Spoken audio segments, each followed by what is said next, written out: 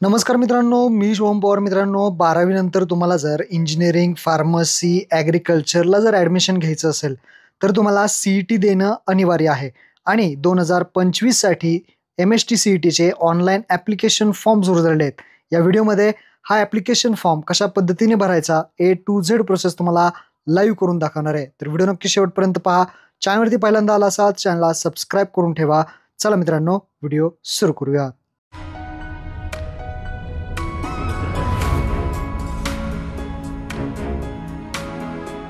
तर मित्रांनो, सर्वात पहिल्यांदा तुम्हाला या वेबसाईटवरती यायचं आहे cetcl.mahacet.org आणि इथे राईट साईडला एक 2 नंबरचा ऑप्शन आहे CET एक्झामिनेशन पोर्टल 2025-26 त्यावरती क्लिक करायचं आहे. क्लिक केल्यानंतर हे पेज ओपन होईल. यामध्ये आपल्याला नवीन युजर आहात आपण, त्यामुळे रजिस्ट्रेशन आपल्याला अगोदर करायचं आहे. तर रजिस्टर बटनावरती क्लिक करायचं आहे. क्लिक केल्यानंतर इथे आपल्याला first name and middle name विचारलं आहे. म्हणजे 10वीच्या 12वीच्या मार्कशीटवरती जसं नाव आहे आपल्याला तसं स्पेलिंग सहित व्यवस्थित टाकायचं आहे. फर्स्ट नेम टाकायचं आहे, स्पेस द्यायचा आहे आणि मिडल नेम टाकायचं आहे. त्यानंतर खाली यायचं आहे. खाली लास्ट नेम विचारलंय, व्यवस्थित स्पेलिंग टाका. म्हणजे आडनाव इथे तुम्हाला लास्ट नेममध्ये टाकायचं आहे. स्पेलिंग तुमच्या SSC HSCच्या मार्कशीटवरती जसं आहे तसंच तुम्हाला टाकून घ्यायचं आहे. त्यानंतर ईमेल ID विचारलाय. एक ईमेल ID तुमचा आहे जो तुम्ही वापरता, तो ईमेल ID इथे टाका आणि पासवर्ड एक बनवायचा आहे. तुमचं नाव @123 अशा पद्धतीने पुन्हा एकदा पासवर्ड कन्फर्म म्हणजेच तिथे टाईप करायचा आहे. त्यानंतर डेट ऑफ बर्थ तुमच्या मार्कशीटनुसार जी काही तुमची डेट ऑफ बर्थ आहे शाळेमध्ये, कॉलेजमध्ये, तर ती इथे तुम्हाला टाकायची आहे.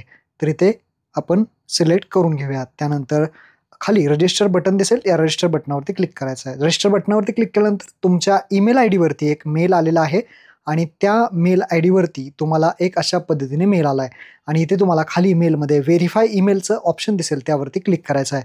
मेल ओपन करून व्हेरीफाय ईमेल करा. व्हेरीफाय ईमेल केल्यानंतर अशा पद्धतीने इंटरफेस तुम्हाला दिसणार आहे. यामध्ये पर्सनल डिटेल्स विचारला आहे, ज्यामध्ये सर्वात पहिल्यांदा तुम्हाला मोबाईल नंबर विचारला जाईल. तुमचा मोबाईल नंबर इथे टाकायचा आहे.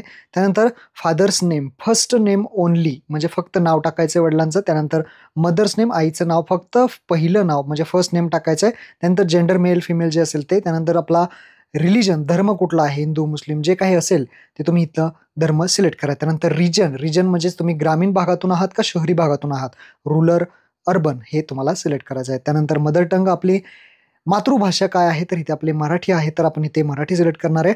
त्यानंतर नॅशनॅलिटी आपली इंडियन आहे तर तिथे येणार आहे. त्यानंतर फॅमिली इन्कम, आपला वार्षिक उत्पन्न जो काही तुमचा उत्पन्नाचा दाखला आहे त्याच्यावरती उत्पन्न किती आहे किंवा रेशन कार्ड आहे त्यावर तुमचं उत्पन्न किती आहे, ते कोणत्या स्लॅबमध्ये मोडतं ते इथे स्लॅब तुम्हाला सिलेक्ट करायचं आहे. त्यानंतर मॅरेज स्टेटस, जसं की मॅरिड आहात का अनमॅरिड आहात ते इथे तुम्हाला सिलेक्ट करायचं. त्यानंतर परमनंट ॲड्रेस टाकायचा आहे. तुमचा जो काही परमनंट ॲड्रेस आहे तो इथे फिल करायचा आहे, ॲड्रेस लाईन 1 लाईन 2 मध्ये.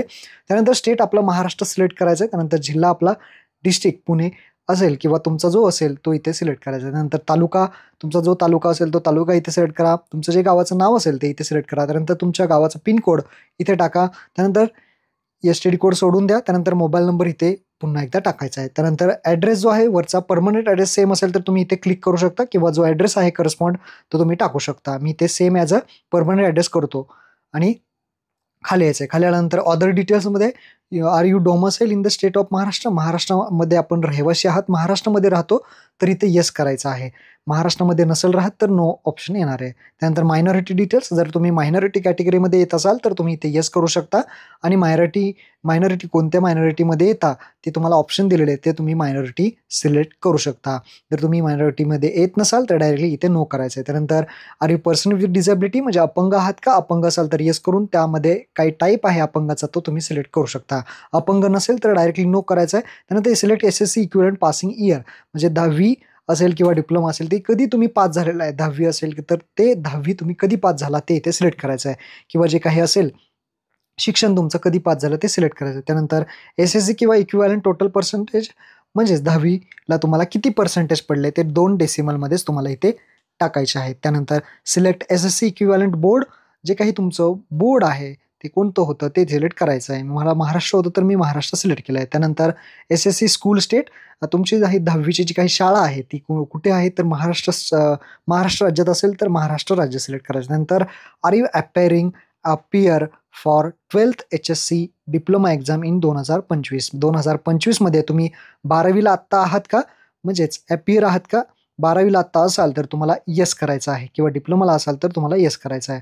जर तुम्ही 12वी पास केली असेल मागच्या वर्षी वगैरे, तर तुम्ही इथे नो करून 12वीच्या खाली डिटेल्स भरू शकता. जसे की मार्क्स वगैरे आहेत. पण इथे 12वीला आत्ता आहात तर येस करायचं आहे आणि सेव्ह चेंजेसवरती क्लिक करायचं आहे. आता आपली प्रोफाईल इथे डाटा अपडेट सक्सेसफुली झालेला आहे. आता आपल्याला CET रजिस्ट्रेशन जो पहिला ऑप्शन आहे त्यावरती क्लिक करायचा आहे.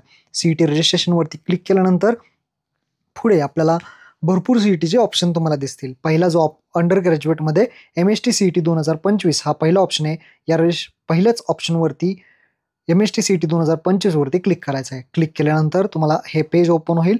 ही सगळी माहिती एकदा वाचून घ्यायची. फीज वगैरे किती आहे ते दाखवलं जाईल. ती सगळी पहा. ॲक्सेप्टवरती क्लिक करून आय ॲक्सेप्ट अँड प्रोसीड बटनावरती क्लिक करायचं आहे. आता तुम्ही जी काही माहिती अगोदर भरलेली आहे सगळी माहिती इथे दाखवली जाईल. तुमचं नाव असेल, जन्मतारीख असेल, त्यानंतर धर्म असेल, तुमचं उत्पन्न असेल. आता इथे काही तुम्हाला बदल करता येणार नाही. ही सगळी माहिती चेक करायची आहे आणि खाली यायचं आहे. खाली आल्यानंतर तुम्हाला अजून माहिती दिसेल. ती सगळी माहिती बरोबर आहे का पहा. त्यानंतर कॅप्चा टाका आणि तुम्हाला फक्त सेव्ह अँड प्रोसीड बटनावरती क्लिक करायचं आहे. पुढे आल्यानंतर इथे पहा अशा पद्धतीने तुम्ही येणार आहात. इथे आल्यानंतर तुम्हाला तुमच्या मोबाईलवरती एक OTP पाठवला जाईल. तो OTP टाकून सबमिट करायचा आहे. सबमिट केल्यानंतर तुम्हाला एक ॲप्लिकेशन नंबर येईल. याचा फोटो काढून ठेवा. ॲप्लिकेशन नंबर कॉपी करून ठेवा. त्यानंतर खाली प्रोसीड बटनावरती क्लिक करायचं आहे. प्रोसीड बटनावरती क्लिक केल्यानंतर पुढे आपल्याला इथे आता माहिती भरायची आहेत. या स्टेप्स ज्या आहेत त्या कंप्लीट करायच्या आहेत. यामध्ये टोटल 9 स्टेप आहेत. आता स्टेप पहिली झाली. स्टेप 2 कंप्लीट करण्यासाठी इनकम्प्लीट हे लाल रंगाचा ऑप्शन दिसतोय त्या इनकम्प्लीट बटनावरती क्लिक करायचं आहे. स्टेप 2 आपली इथे ओपन होईल. यामध्ये तुम्हाला ऑप्शन विचारलेला आहे. हे अगोदरच आलेलं आहे. आता कॅटेगरी विचारली आहे. हे महत्त्वाचं आहे पहा. कॅटेगरी तुमची कॅटेगरी काय आहे. Open, SC, ST, VJNT, NTB, NTC, NTD, OBC, SBC आणि SEBC मराठा अशा पद्धतीचे ऑप्शन आहेत. ओपन जर सिलेक्ट केला तर तुम्हाला विचारेल की आर्थिकदृष्ट्या तुमच्याकडे EWS प्रमाणपत्र आहे का. EWS सर्टिफिकेट असेल तर तुम्ही येस करायचं आहे आणि हे ओके करायचं आहे. जर EWS सर्टिफिकेट असेल तर तुम्ही येस करू शकता आणि तुमच्या कास्टचं नाव खाली टाकू शकता. आणि EWS सर्टिफिकेट आहे का नाही आहे असेल तर अवेलेबल आणि अप्लाय केलं असेल रिसिप्ट असेल तरी सुद्धा तुम्ही अप्लाय करू शकता. असा ऑप्शन तुम्हाला देण्यात आलेला आहे. जर तुम्ही अदर कोणत्या कास्टमध्ये असाल तर ती सुद्धा कॅटेगरी तुम्ही यामध्ये टाकू शकता. जसं की तुम्ही आता OBC मध्ये असाल किंवा अदर कोणत्या कॅटेगरीमध्ये असाल तर तुम्हाला ती कास्ट विचारली जाईल कोणती कास्ट आहे. त्यानंतर कास्ट सर्टिफिकेट तुमच्याकडे आहे का. अवेलेबल असेल तर अवेलेबल सिलेक्ट करा आणि कास्ट सर्टिफिकेटचा नंबर टाका. जर कास्ट सर्टिफिकेट नसेल तुम्ही अप्लाय केलेला आहे तुमच्याकडे रिसिप्ट आहे तर अप्लाय बट नॉट रिसिव्ड असं ऑप्शन सिलेक्ट करून रिसिप्टचा नंबर टाकू शकता आणि कधी अप्लाय केलं त्याची तारीख वगैरे टाकू शकता. नसेल तुमच्याकडे तर नॉट अप्लाय करू शकता. असेल तर अवेलेबल करू शकता. अशा पद्धतीने तुम्ही कॅटेगरी सिलेक्ट करा. त्यानुसार तुम्ही ही खालची माहिती भरा. आता ओपन सिलेक्ट केलं म्हणतं EWS आहे का ते विचारलं जाईल. नसेल तर नो करायचं आहे. असेल तर येस करायचं आहे आणि सर्टिफिकेटची नंबर वगैरे डेट वगैरे टाकून देऊ शकता. आता कास्ट नेम विचारलं आहे. तुमची जी काही कास्ट असेल ती इथे कास्ट टाकायची आहे. त्यानंतर पर्सन विथ डिसेबिलिटी हे ऑप्शन आपण ऑलरेडी भरलेलं आहे. इथे काही भरायची गरज नाही. मायनॉरिटीचा पण भरलेला आहे. इथे काही करायची गरज नाही. ऑर्फन विचारलं आहे म्हणजे अनाथ आहात का. अनाथ असाल तर येस करू शकता. अनाथ नसाल तर डायरेक्टली नो ऑप्शनवरती क्लिक करायचं. नंतर खाली सेव्ह अँड प्रोसीड बटनावरती क्लिक करायचं आहे. सेव्ह अँड प्रोसीड केल्यानंतर पुढची स्टेप येते ज्यामध्ये पासिंग इयर 10वीची माहिती आपण अगोदरच भरलेली आहे. इथे काही बदल करायची गरज नाही. त्यानंतर डायरेक्टली सेव्ह अँड प्रोसीड करायचं आहे. सेव्ह अँड प्रोसीड केल्यानंतर सिलेक्ट सब्जेक्ट ग्रुप MST CETचा आता जी एक्झाम देणार आहे तुम्ही कोणत्या PCBनी एक्झाम द्यायची आहे का PCM का दोन्ही ग्रुपची एक्झाम द्यायची आहे. तुम्हाला ज्या ग्रुपची एक्झाम द्यायची आहे ती ग्रुप तुम्ही इथे सिलेक्ट करू शकता. मी दोन्ही ग्रुप सिलेक्ट केले. त्यानंतर जे काही एक्झाम आहे तुम्ही कशात कोणत्या लँग्वेजमध्ये देणार आहे. इंग्लिश लँग्वेज असेल मराठी लँग्वेज असेल ते तुम्ही इथं दोन्हीकडे सिलेक्ट करू शकता. त्यानंतर इथे आपण प्रेफरन्स देणार आहे कोणत्या सिटीमध्ये तुम्हाला सेंटर अवेलेबल पाहिजे. एक्झाम तुम्ही कुठे जाऊन देणार आहे ते एक्झाम सेंटर तुम्ही इथे प्रेफरन्सेस देऊ शकता एक्झामिनेशन सेंटरसाठी. तर अशा पद्धतीने जे तुमचा जिल्हा जवळचा जिल्हा असेल तो जिल्हे तुम्ही इथे निवडू शकता. म्हणजे एक्झाम सेंटरला जाताना तुम्हाला लवकरात लवकर पोहोचता येईल. अशा पद्धतीने जे काही जवळचे डिस्ट्रिक्ट आहेत ते सिलेक्ट करा आणि सेव्ह अँड प्रोसीड बटनावरती क्लिक करा. हे 4 सेंटर तुम्ही निवडू शकता. अशा पद्धतीने प्रेफरन्स द्या. त्यानंतर सेव्ह अँड प्रोसीड बटनावरती क्लिक केल्यानंतर पुढे येणार आहात. पुढे आपल्याला फोटो आणि आता सही अपलोड करायची आहे. तर अपलोड टाईप इथे विचारला जाईल. अपलोड टाईपमध्ये तुम्हाला फोटोग्राफ पहिल्यांदा सिलेक्ट करायचा आहे. फोटोग्राफ सिलेक्ट केल्यानंतर याची साईज वगैरे याची जी माहिती आहे ती तुम्हाला दिलेली आहे. तर हे एकदा चेक करून घ्या.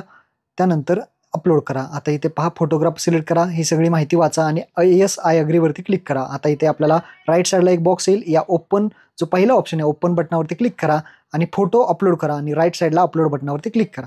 अशा पद्धतीने फोटो अपलोड झालेला आहे. त्यानंतर सिग्नेचर क्लिक करा. सिग्नेचर ओपन बटनावरती क्लिक करा. सिग्नेचर अपलोड करा आणि अपलोड बटनावरती क्लिक करा. अशा पद्धतीने फोटो आणि सिग्नेचर इथे अपलोड करायचं आहे. खाली सेव्ह अँड प्रोसीड करा. सेव्ह अँड प्रोसीड केल्यानंतर तुम्हाला त्या डॉक्युमेंट एक कोणतंही यापैकी द्यायचं आहे. इथं आपण आधार कार्ड सिलेक्ट करायचं आहे. आधार कार्ड सिलेक्ट करून आपल्याला आधार कार्ड अपलोड करायचं आहे. अपलोड बटनावरती क्लिक करा, ओपन फाईलवरती क्लिक करा आणि अपलोड करा. अशा पद्धतीने अपलोड बटनावरती क्लिक करून आधार कार्ड अपलोड करून घ्या. हे आयडेंटिटी प्रूफ म्हणून आहे लागणारे. 500 KB पर्यंत अपलोड करू शकता तुम्ही PDF, JPG, PNG साईजमध्ये. त्यानंतर खाली सेव्ह अँड प्रोसीड बटनावरती क्लिक करायचं आहे. आता आपलं काम झालेलं आहे. सगळा फॉर्म एकदा चेक करून घ्यायचा आहे. आपला फॉर्म आता इथे कंप्लीट झालेला आहे. फॉर्म चेक करून आता प्रोसीड फॉर पेमेंट ऑप्शनवरती क्लिक करायचं आहे. प्रोसीड फॉर पेमेंट या ऑप्शनवरती क्लिक केल्यानंतर तुम्ही पाहू शकता, तुम्हाला विचारेल की सगळी माहिती वगैरे सगळी बरोबर आहे का, तुम्हाला पेमेंट करायचं आहे का आता, तर इथे येस करायचं आहे. येस केल्यानंतर इथे पहा, आता ओपन कॅटेगरी सिलेक्ट केल्यामुळं आणि 2 ग्रुप सिलेक्ट केल्यामुळे 2000 रुपयाचं पेमेंट आलेलं आहे. एका ग्रुपला 1000 रुपये. अशा पद्धतीने ओपनसाठी 2000 रुपये आहे आणि बाकीचे जे असतील त्यांच्यासाठी एका ग्रुपला 800 म्हणजे PCM PCB दोन्ही मिळून 800 1600 असे पेमेंट करावं लागणार आहे. तर अशा पद्धतीने हे पेमेंट करून घ्यायचे आणि पेमेंट केल्यानंतर याची प्रिंट काढून ठेवायची आहे आणि ॲप्लिकेशनची प्रिंटसुद्धा काढून ठेवायची. अशा पद्धतीने हा फॉर्म भरायचा होता. महत्त्वपूर्ण हा व्हिडिओ होता. आपल्या विद्यार्थी मित्रांना नक्की शेअर करा. धन्यवाद. जय हिंद, जय महाराष्ट्र.